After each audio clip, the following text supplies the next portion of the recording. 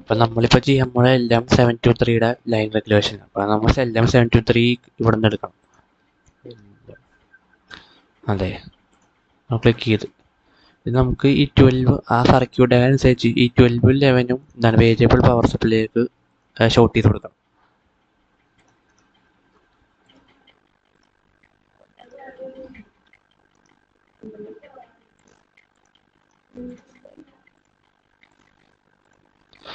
പിന്നെ ഒരു voltage source variable power supply കൊടുക്കാനായിട്ട്, പിന്നെ ഗ്രൗണ്ട്. ഓക്കെ, ഇനി നമുക്ക് എന്താണ് VRF വോൾട്ടേജ് ഡിവൈഡർ നെറ്റ്വർക്ക് കൊടുക്കണം. ഒരു റെസിസ്റ്റൻസ് വയർ കൊടുത്തിട്ട് ഒരു റെസിസ്റ്റൻസ് 6, പിന്നെ വീണ്ടും വയർ, പിന്നെ ഇവിടെ നിന്ന് റെസിസ്റ്റൻസ്.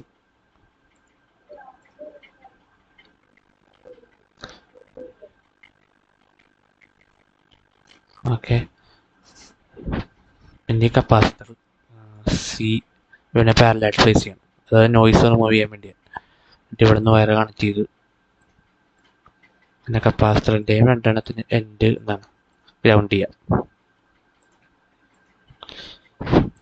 ഓക്കെ, ഇനി ഈ നമ്മുടെ V മൈനസ്, അതായത് സെവൻത്ത് പിൻ നമ്മൾ ഗ്രൗണ്ട് ചെയ്യാം ഡയറക്റ്റ്.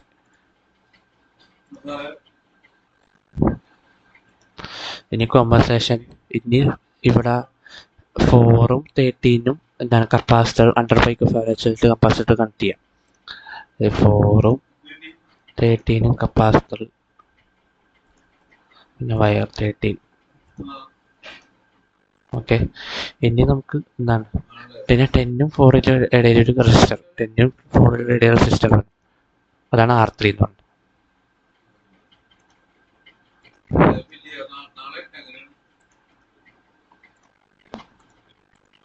ഓക്കെ, ഇനി നമുക്ക് ഇവിടെ നിന്ന് ഔട്ട്പുട്ട് എടുക്കണം. ഇനി ഇവിടെ റെസിസ്റ്റൻസ്.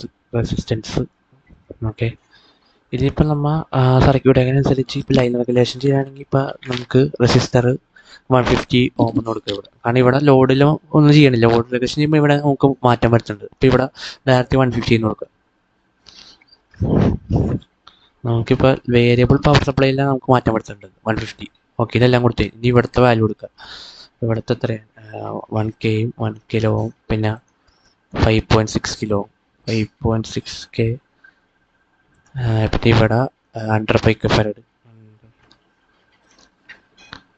പിന്നെ ഇവിടെ എന്താ 0.1 വ്യൂ. ഓക്കെ, ഇനി എന്താണ് ഇത്രയും കൊടുത്തു.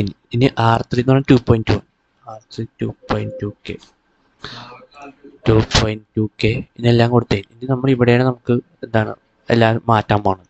ഇവിടെ ഇപ്പോൾ വേരിയബിൾ പവർ സപ്ലൈ നമ്മൾ ഇവിടെ നോക്കിയിട്ട് പീസ് വൈസ് ലീനിയറിന് കൊടുക്കണം. എന്നിട്ട് ആദ്യം ടൈം 1 എന്ന് പറഞ്ഞാൽ 0 മുതൽ 10 വരെ നമ്മൾ വേരി ചെയ്യണേ 10 മില്ലി സെക്കൻഡ്. ആ ഒരു സമയത്ത് നമുക്ക് വോൾട്ടേജ് വേരി ചെയ്യണം.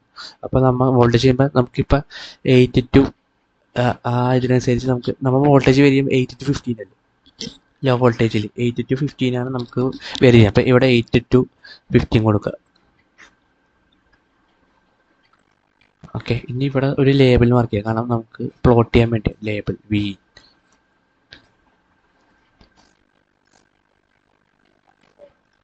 ഇനി സിമുലേഷൻ റൺ ചെയ്യാം.